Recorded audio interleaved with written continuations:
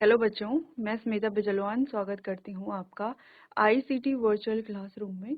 आशा करती हूँ आप सभी स्वस्थ होंगे और अच्छे से अपनी पढ़ाई कर रहे होंगे। बच्चों, आज हम पढ़ने जा रहे हैं क्लास 6 की साइंस। और क्लास 6 साइंस में हम कह रहे थे question answers of chapter sorting materials into groups, यानी कि वस्तुओं के समूह बनाना। इस चैप्टर का लास्ट लेक्चर में रिविजन भी कर लिया था और कुछ एनसीईआरटी के क्वेश्चंस भी हमने यहाँ पर सॉल्व कर लिए थे, यानी कि उनके प्रॉपर हमने आंसर्स लिख लिए थे। तो कुछ और question answer, additional question answers हम यहाँ पर करेंगे ताकि हमें चैप्टर और भी अच्छे से समझ में आए। तो चलिए बच्चों, आगे क्वेश्चन आंसर्स को कंटिन्यू करते हैं और बढ़ते हैं स्मार्ट बोर्ड की तरफ। चलिए बच्चों, तो स्टार्ट करते हैं क्वेश्चन आंसर्स को।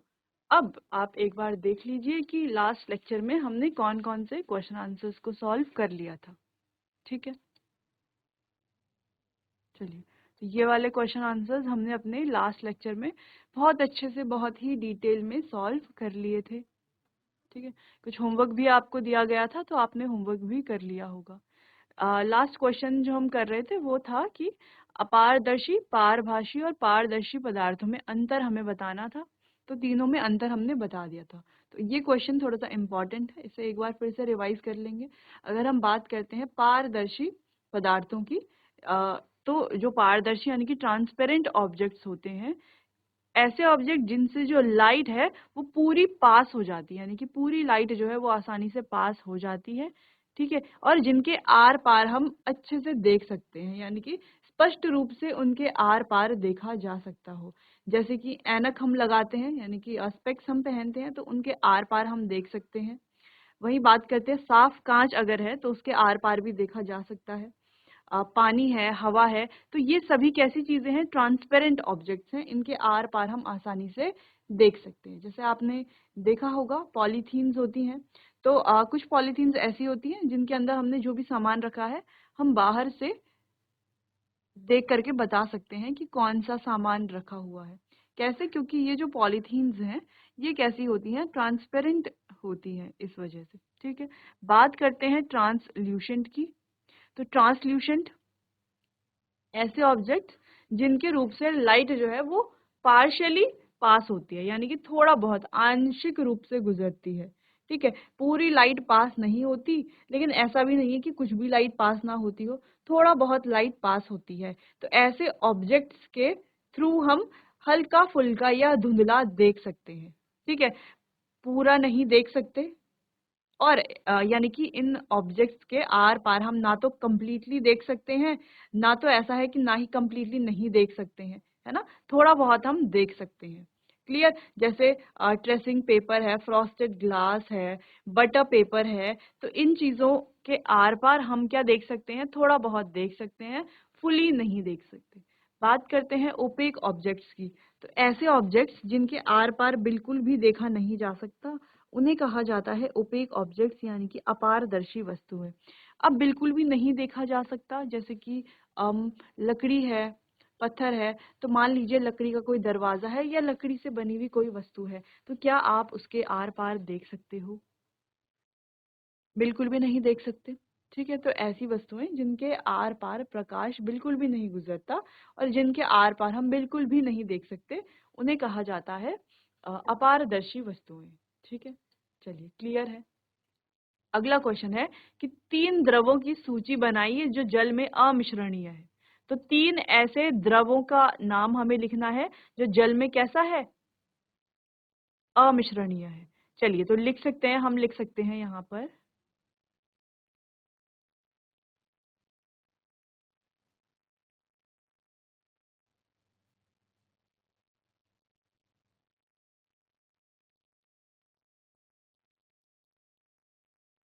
पेट्रोल। ठीक है, पेट्रोल कैसा होता है? जल में अमिश्रणीय होता है। इसके अलावा हम लिख सकते हैं मस्टर्ड ऑयल,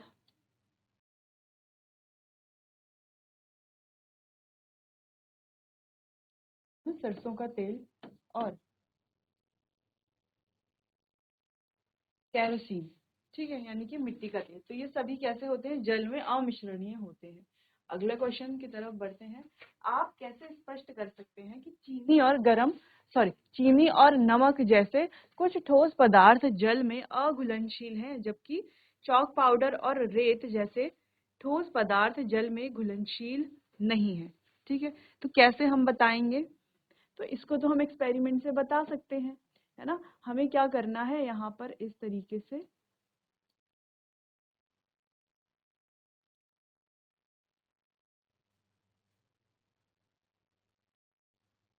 तरीके से हमें क्या करना है, 2 बीकर लेने हैं। ठीक है, चलिए, तो बीकर में हमें क्या डालना है, इस बीकर में डाल देना है हमें पानी।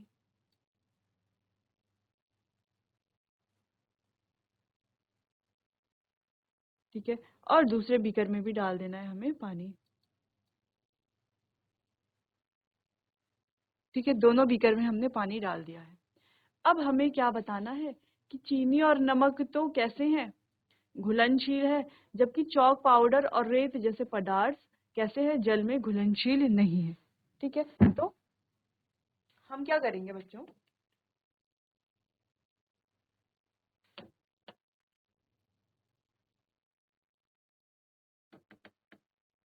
दोनों बीकर बीकर में हमने भर लिया वाटर।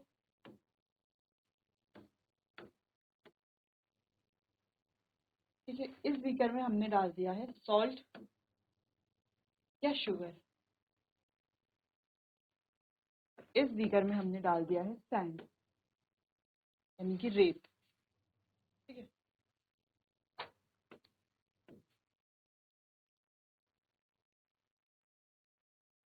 अब हम दोनों में क्या डालेंगे, एक एक स्टिरर डालेंगे और स्टिरर की मदद से इन्हें घोलने की कोशिश करेंगे।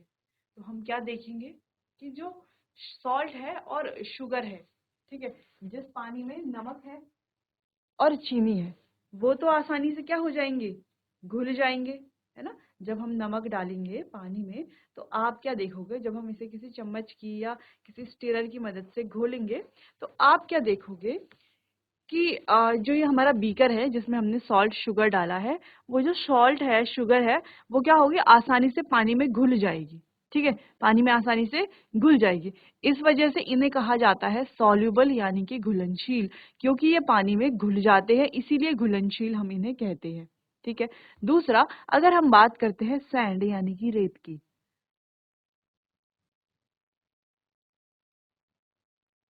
तो अगर हम पानी में यानी कि एक बीकर में हमने पानी लिया, उसमें हमने 1 चम्मच सैंड डाल दी, तो सैंड डाल करके हमें क्या दिखेगा, क्या पता चलेगा?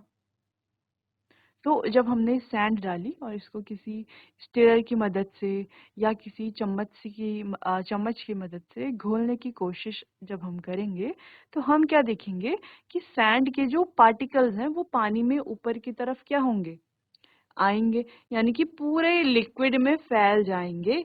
लेकिन पूरे पानी में सैंड के पार्टिकल्स फैल तो जाएंगे, लेकिन जैसे ही हम उसे थोड़ा देर के लिए छोड़ते हैं अनडिस्टर्ब यानी कि बिना छेड़े हुए उसे छोड़ते हैं कुछ समय के लिए, तो हम देखेंगे सैंड के जो पार्टिकल्स हैं वो नीचे की तरफ बैठ जाते हैं। ठीक है, सैंड के पार्टिकल्स नीचे की तरफ बैठ जाते हैं। क्लियर? जिससे हमें क्या पता चलता है कि जो सैंड है ये नमक और चीनी की भांति पानी के साथ घुलती नहीं है, यानी कि ये कैसी है, अघुलनशील है, या हम कहें जल में घुलनशील नहीं है।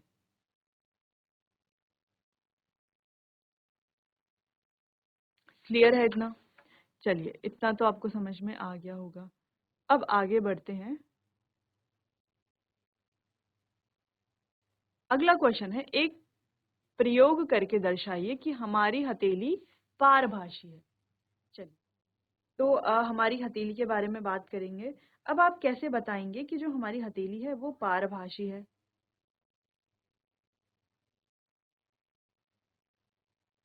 अब इसे बताने के लिए आपको पता होना चाहिए,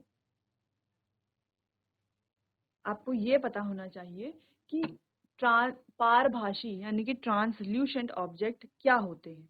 ठीक है, तो इसके लिए पहले आप रिवाइज कर लीजिए कि ट्रांसल्यूशेंट ऑब्जेक्ट्स होते क्या हैं, जो कि हमने अभी थोड़ा देर पहले पढ़ा था।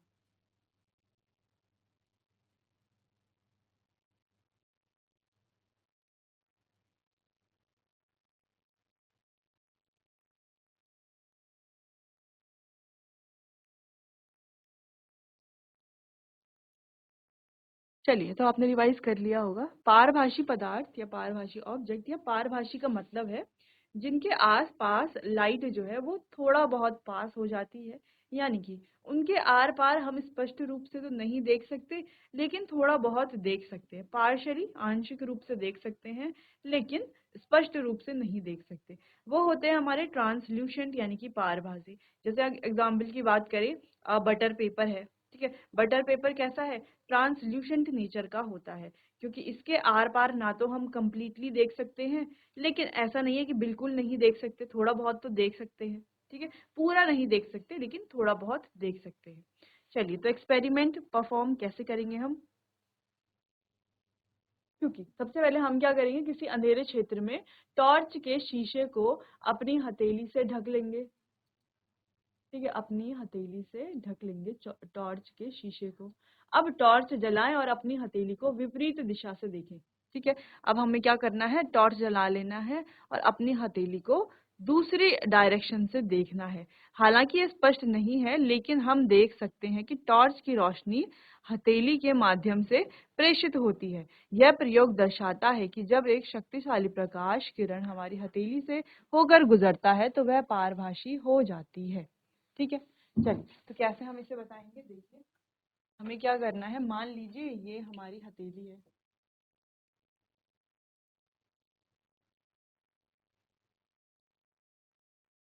हमारी हथेली है। अब हमने यहाँ से क्या करा इसमें, ठीक है। अब हमने क्या किया है, यहाँ पर किसी सोर्स से अपने हाथ पर क्या डाला है, यहाँ से लाइट डाली है। और दूसरी तरफ से हम देखेंगे कि थोड़ा बहुत जो लाइट है वो क्या हो रही है, पास हो रही है। एक तरफ से हम क्या डालेंगे, यहाँ पर लाइट को पास करवाएंगे किसी भी सोर्स से अपनी हथेली पर, और दूसरी साइड से देखेंगे तो हमें रेडिश रेडिश दिखाई देता है ना हाथ, यानी कि हमें जो है वो रोशनी दिखाई तो देती है। अच्छा, इस एक्सपेरिमेंट को करने के लिए हमें एक डार्क रूम में जाना पड़ेगा, एक अंधेरे कमरे में ही हम ये एक्सपेरिमेंट परफॉर्म कर सकते हैं, ठीक है। अब यहाँ से जो लाइट की रेज है वो हमें अपनी हथेली के थ्रू दिखेंगी, ठीक है। तो ये क्या दर्शाता है, ये दर्शाता है कि लाइट की कुछ रेज जो है हमारी हथेली के थ्रू हमें दिख रही है ना। लाइट जो है वो हमें दिख रही है, जिससे ये पता चलता है कि हथेली कैसी है, ट्रांसल्यूशेंट है, ठीक है। यानी कि ये लाइट को थोड़ा बहुत पास करती है, कंप्लीटली पास नहीं करती। कंप्लीटली कर पाती तो हमारा हाथ जो है वो ट्रांसपेरेंट होता, लेकिन हमारा हाथ कैसा है, हम एक तरह से कह सकते हैं कि ये ओपेक भी है, लेकिन हम ये भी कह सकते हैं कि ये ट्रांसल्यूशेंट भी है, ठीक है। अगर आप अभी देखोगे, जब आप कोई लाइट यहाँ से पास नहीं करा रहे हो, तो आप देखोगे कि ये कैसा है, कंप्लीटली ओपेक आपको नजर आएगा। जबकि कैसा होता है ये होता है ट्रांसल्यूशेंट नेचर का, ठीक है। चलिए, नोट कर लीजिए इस क्वेश्चन को बच्चों।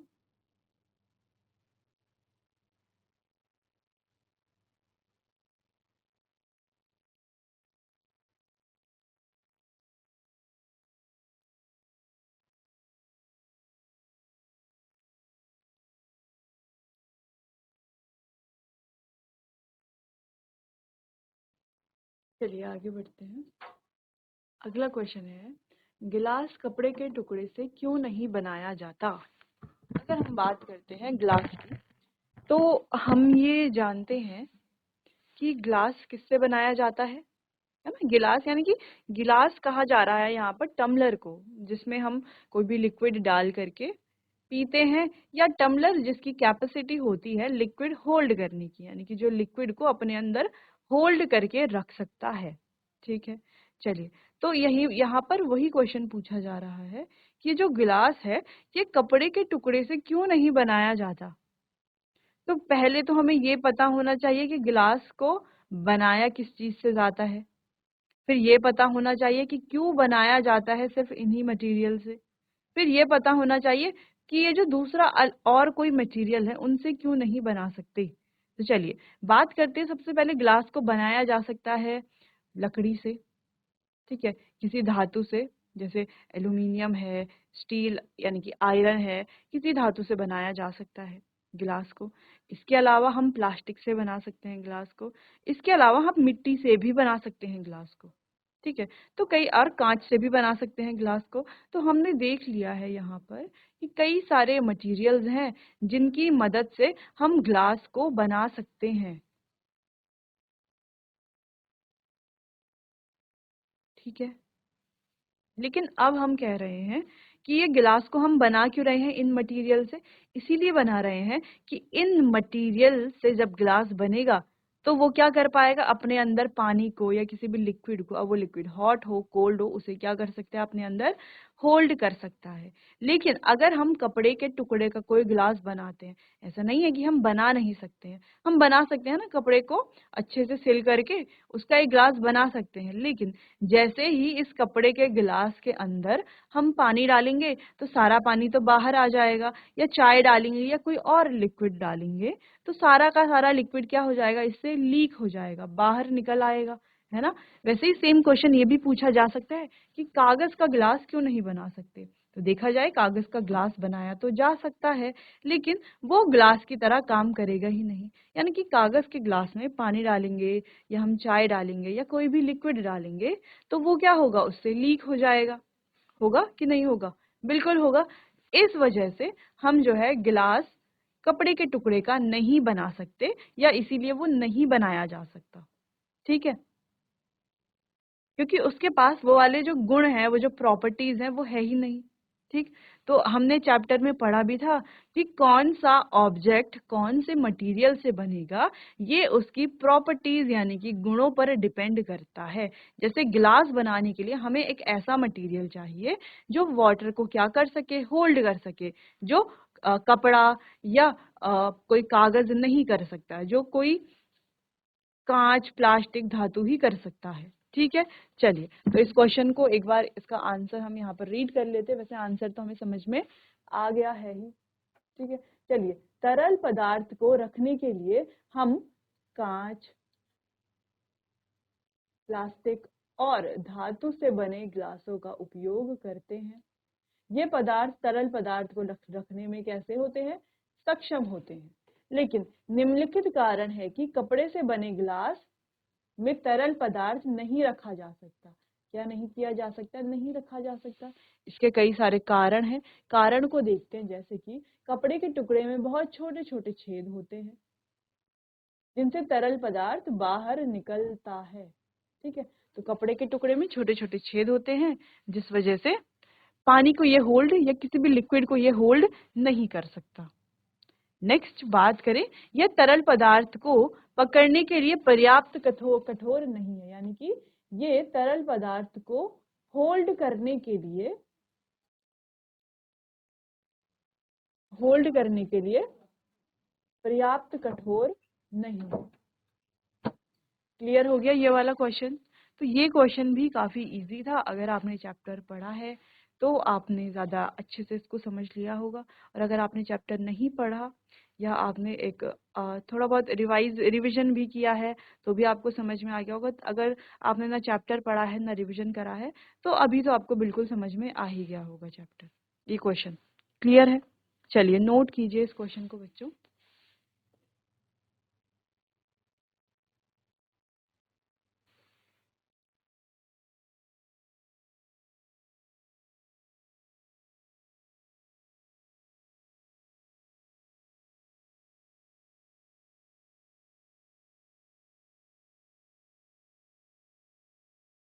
चलिए आगे बढ़ते हैं। अगला क्वेश्चन है, अच्छा कुछ शॉर्ट आंसर टाइप क्वेश्चंस हैं जिनके आंसर आपको शॉर्ट में लिखने हैं, है ना, ज्यादा डिटेल में आपको इनको नहीं लिखना है। चलिए, तो पहला क्वेश्चन है, why do we sort material into groups? यानी कि हम वस्तुओं को समूहों में क्यों बांटते हैं? तो जब हम चैप्टर पढ़ रहे थे तो इसे काफी डिटेल में हमने डिस्कस किया था कि समूह में क्यों बांटते हैं। देखो, समूह में बांटने के कई रीजंस हैं। पहला तो इनका जो अध्ययन है वो आसान हो जाएगा, हमारा काफी समय भी जो है वो बच जाएगा, और एक तरह के जो मटेरियल से बनी हुई जो चीजें हैं उन्हें हम एक साथ रख करके इसे क्या बना सकते हैं, अपने लिए इजी भी बना सकते हैं। ठीक है। चलिए, जैसे आप सुपर मार्केट में कभी जाते हैं तो आप सामान लेते हैं। ठीक है। तो मान लीजिए आपको केवल किचन का सामान लेना है, है ना। हो सकता है आपको वॉशरूम का सामान लेना है, हो सकता है आपको गार्डनिंग का सामान लेना है, ठीक है, या फास्ट फूड से रिलेटेड आपको कुछ लेना है, ठीक है, या राशन से रिलेटेड आपको कुछ लेना है, या अदर ग्रोसरीज लेनी है। तो आप क्या देखते हो, सुपरमार्केट में अलग अलग जो है कंपार्टमेंट्स बने हुए होते हैं। अगर आपको सिर्फ कपड़े लेने हैं तो उसके लिए एक अलग कंपार्टमेंट होता है ना। अगर आपको कोई और ऑब्जेक्ट्स लेने हैं तो उसके लिए अलग कंपार्टमेंट, अगर आपको राशन लेना है तो अलग कंपार्टमेंट होता है, ठीक है। और अगर आपको फास्ट फूड लेना है तो अलग कंपार्टमेंट होता है, अगर आपको कोई लिक्विड लेना है तो अलग कंपार्टमेंट होता है। यानी कि जो भी आपको चीज़ लेनी है उसके लिए अलग अलग कंपार्टमेंट होते हैं।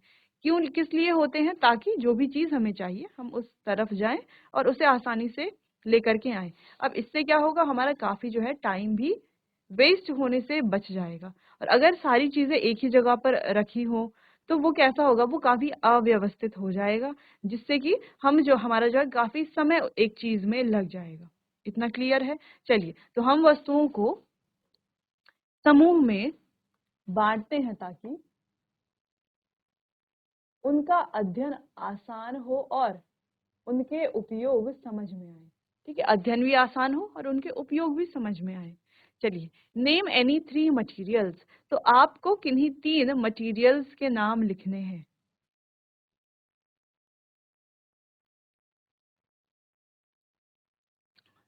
तो बच्चों, आप आसानी से किसी भी 3 मटेरियल या जितने भी मटेरियल आपको लिखने हैं आप आसानी से लिख सकते हो। जैसे कि यहाँ पर लकड़ी है, ठीक है, कांच है, प्लास्टिक है। इसके अलावा आप और भी मटेरियल्स लिख सकते हो, कपड़ा आप लिख सकते हो, है ना, कागज है, इसके अलावा धातु है, ठीक है। तो कई सारे मटेरियल्स होते हैं।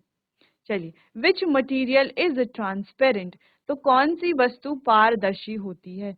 आप चाहें तो यहाँ पर एक छोटी सी डेफिनेशन दे करके एग्जाम्पल लिख सकते हैं, ठीक है।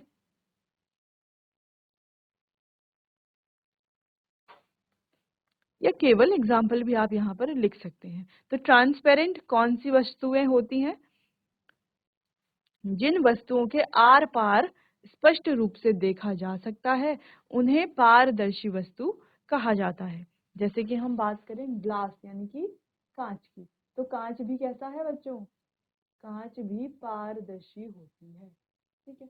इसके अलावा देखो, इसके अलावा पॉलीथीन, ठीक है, ट्रांसपेरेंट थैली, ठीक है, जिसे हम कहते हैं वो भी ट्रांसपेरेंट है। हवा, पानी, ये सारी चीजें भी क्या है, ट्रांसपेरेंट ही है, ठीक है इतना। चलिए, तो ये तीनों क्वेश्चन भी आप नोट कर लीजिए।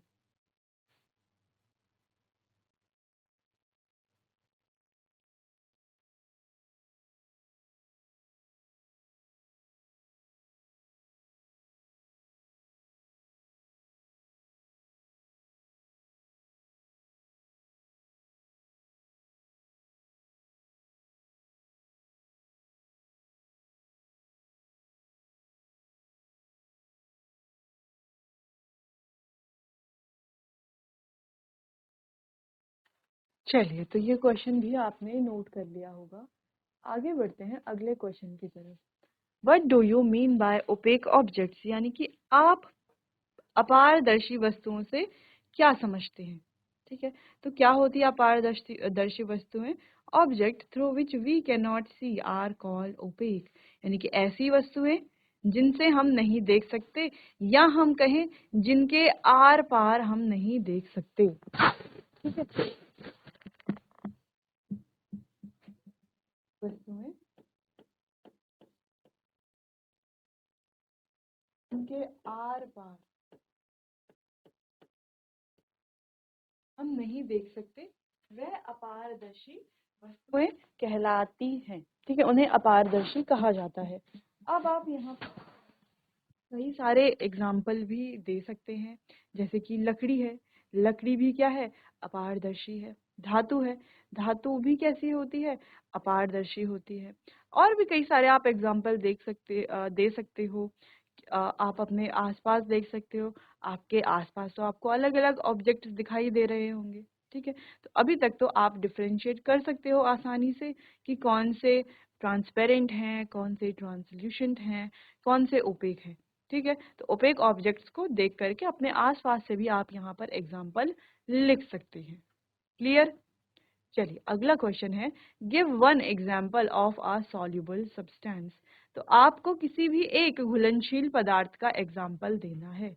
ठीक है, अब देखो आप घुलनशील पदार्थ के अलग अलग एग्जाम्पल दे सकते हो। जैसे कि बात करते हैं, अगर सॉलिड की बात करते हैं, किसी भी ठोस की बात करते हैं, तो चीनी है, नमक है, ये कैसे होते हैं? घुलनशील होते हैं पानी में। ठीक है, इसके अलावा किसी लिक्विड की अगर हमें बात करनी है, किसी लिक्विड का एग्जाम्पल देना है,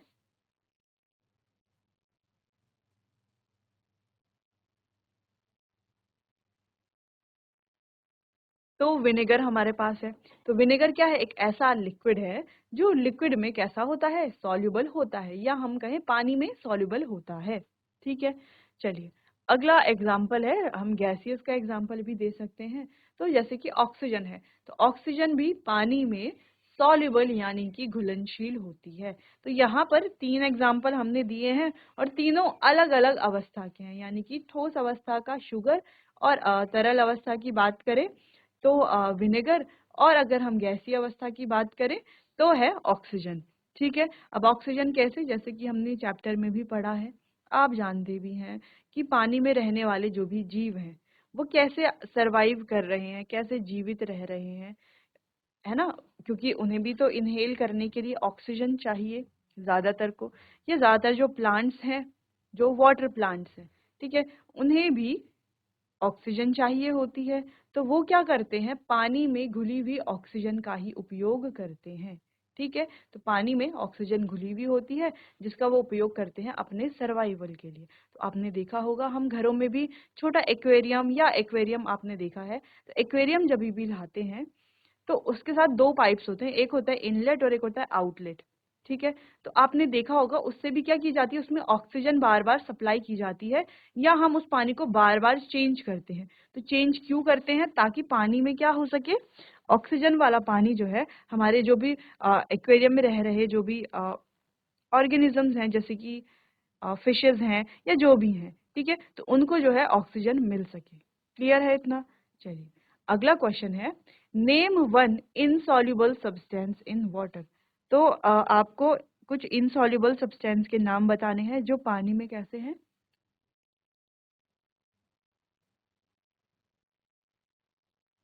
अघुलनशील हैं। ठीक है, तो आप आसानी से बता सकते हैं। जैसे कि ठोस में अगर आपको एग्जाम्पल देना है, तो सैंड यानी कि रेत एक ऐसा ठोस पदार्थ है जो पानी में अघुलनशील होता है। इसके अलावा आप किसी लिक्विड या गैस का भी एग्जाम्पल दे सकते हैं। वैसे आप और भी एग्जाम्पल दे सकते हैं, जैसे चॉक पाउडर है, तो चॉक पाउडर भी पानी में इनसॉल्युबल ही होता है। ठीक है, चलिए तो ये तीनों क्वेश्चन भी आप नोट कर लीजिए बच्चों।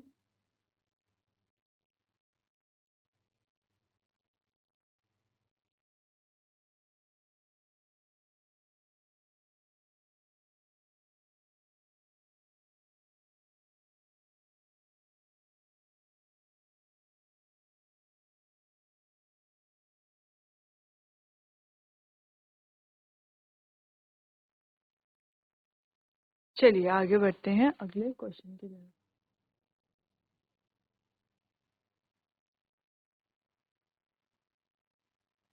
अगला क्वेश्चन है, which property helps to separate solid from liquid. तो वो कौन सी विशेषता है जो ठोस और द्रव को अलग करने में मदद करती है? तो वो है बच्चों सॉल्युबिलिटी यानी कि घुलनशीलता। ठीक है, अगला क्वेश्चन है, व्हाट इज द लस्टर यानी कि चमक क्या है? लस्टर यानी कि चमक क्या है? Lustre is the shine on the surface of a material. यानी कि चमक का मतलब है किसी वस्तु पर दिखाई देने वाली रोशनी। जैसे कि एग्जाम्पल की अगर हम बात करें, तो कौन से मटेरियल जो हैं वो लस्टरस होते हैं, यानी कि जिनके सरफेस पर शाइन होती है। कौन से मटेरियल्स होते हैं?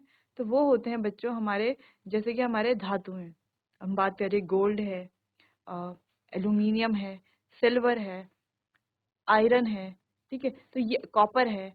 तो ये सभी कुछ मटेरियल्स हैं जो जिनके सरफेस कैसे होते हैं? शाइनी होते हैं, या हम कहें जो लस्टरस होते हैं। ठीक है।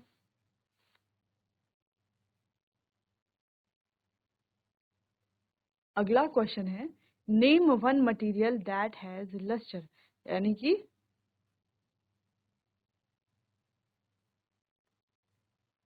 एक मटेरियल का नाम बताना है, एक ऐसी वस्तु का नाम बताना है जिसमें चमक हो, जिसमें चमक होती है।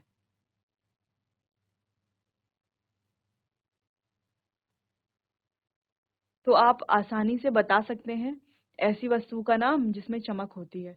ठीक है, तो वो वस्तु है गोल्ड, यानी कि सोना चमकदार होता है। इसके अलावा अगर हम बात करें तो और भी कई सारी वस्तुएं हैं जो चमकदार होती हैं, जैसे कि सिल्वर यानी कि चांदी है, कॉपर है, ठीक है, आयरन है। तो ये अलग अलग वस्तुएं हैं जो शाइनी नेचर की होती हैं, और जो शाइनी नहीं होती उनके भी आप एग्जाम्पल लिख सकते हो। ठीक है, चलिए अगला क्वेश्चन है, which material is heavier, iron और कॉटन।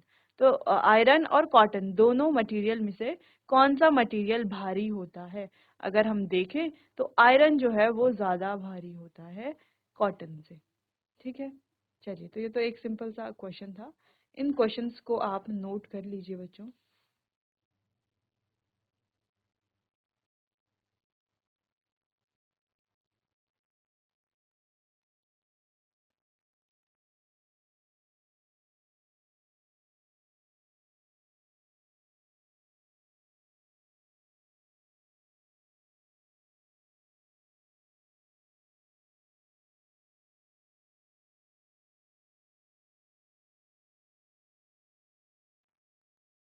चलिए आगे बढ़ते हैं। अगला है, व्हाट इज फ्लोटेशन। फ्लोटेशन यानी कि तैरना क्या होता है? ठीक है, चलिए, when objects float on water it is called flotation, यानी कि जब वस्तुएं पानी में तैरती हैं इसे ही फ्लोटेशन कहा जाता है। अब अगर आपसे पूछा जाए कि कौन सी वस्तुएं पानी में तैरती हैं और कौन सी नहीं तैरती, तो आप आसानी से एग्जाम्पल बता सकते हो। लेकिन ऐसा क्यों होता है, जो वस्तुएं तैर रही हैं वो क्यों तैर रही हैं, और जो वस्तुएं नहीं तैर रही हैं वो क्यों नहीं तैर रही हैं? ठीक है, अगर आपसे ये पूछा जाए तो आप क्या बताओगे? आप कहोगे कि ये डिपेंड करता है डेंसिटी पर। ठीक है, तो डेंसिटी की वजह से ही वस्तुएं तैरती या डूबती हैं। जिन वस्तुओं की डेंसिटी यानी कि घनत्व पानी के घनत्व से कम होता है वो पानी पर तैरती हैं, और जिनका घनत्व यानी कि डेंसिटी पानी के घनत्व से ज्यादा होता है वो पानी में तैरते हैं, सॉरी डूब जाते हैं। ठीक है, सिंक कर जाते हैं। ठीक है, चलिए तो अगला क्वेश्चन है, name one object that floats on water. तो एक ऑब्जेक्ट का नाम बताना है जो पानी में तैरता है। जैसे एग्जाम्पल है, a piece of wood floats on water, यानी कि लकड़ी का टुकड़ा पानी पर तैरता है। तो बिल्कुल तैरता है, किस वजह से? डेंसिटी, अगेन डेंसिटी की वजह से। ठीक है, चलिए तो आप और भी यहाँ पर एग्जाम्पल जो भी आपको याद हो तो आप कोई और एग्जाम्पल भी लिख सकते हो। ठीक है, चलिए अगला क्वेश्चन है, which metal is use to make electrical wires. तो कौन सी ऐसी धातु है जो बिजली के तार बनाने के लिए उपयोग की जाती है? तो इसका एग्जाम्पल है बच्चों कॉपर। तो कॉपर एक ऐसी मेटल है, ठीक है, जिसका उपयोग हम करते हैं तार बनाने के लिए, इलेक्ट्रिकल वायर्स के लिए इसका उपयोग किया जाता है। अब जैसे कि हम जानते हैं ये जो कॉपर है एक मेटल है, तो ये डक्टाइल और मैलिएबल होगी, है ना। इस नेचर की वजह से ये क्या होता है, इसको हम जो है पतली पतली तार में जो है इसको कन्वर्ट कर सकते हैं। क्लियर? चलिए, तो ये होता है मेटल की प्रॉपर्टीज की वजह से, ठीक है, मैलिएबल है, डक्टाइल है, इस वजह से। क्लियर है इतना? चलिए नोट कर लीजिए बच्चों इन क्वेश्चंस को।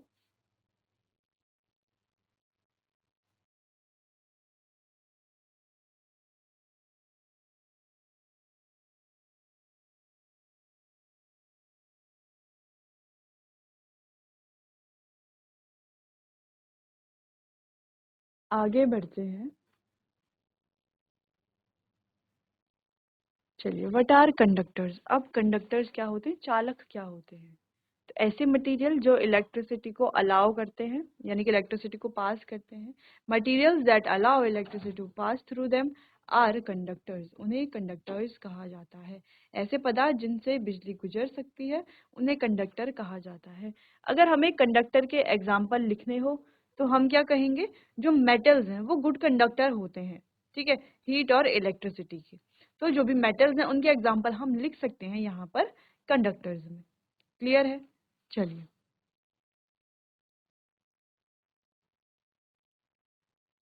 अगला है, name a good conductor of electricity. तो बिजली का एक अच्छा चालक कौन है, इसका हमें एग्जाम्पल देना है। तो यहाँ पर एग्जाम्पल है आयरन, ठीक है। आयरन क्या है, एक गुड कंडक्टर होता है इलेक्ट्रिसिटी। इसके अलावा कॉपर भी है और भी कई सारे मेटल्स हैं जो गुड कंडक्टर होते हैं इलेक्ट्रिसिटी के, ठीक है। चलिए सिर्फ मेटल्स ही गुड कंडक्टर होते हैं या कोई नॉन मेटल भी होते हैं? तो देखो बच्चों, नॉन मेटल इलेक्ट्रिसिटी कंडक्ट नहीं करते। सिर्फ एक एक्सेप्शनल केस है नॉन मेटल में, वो भी हमारा है ग्रेफाइट। तो ग्रेफाइट एक ऐसा नॉन मेटल है जो इलेक्ट्रिसिटी कंडक्ट करता है, बाकी कोई नॉन मेटल नहीं करता, ठीक है। इलेक्ट्रिसिटी कंडक्ट बाकी हमारे मेटल्स ही हैं। तो ये आप डिटेल में पढ़ेंगे metals and non metals chapter में हायर क्लास।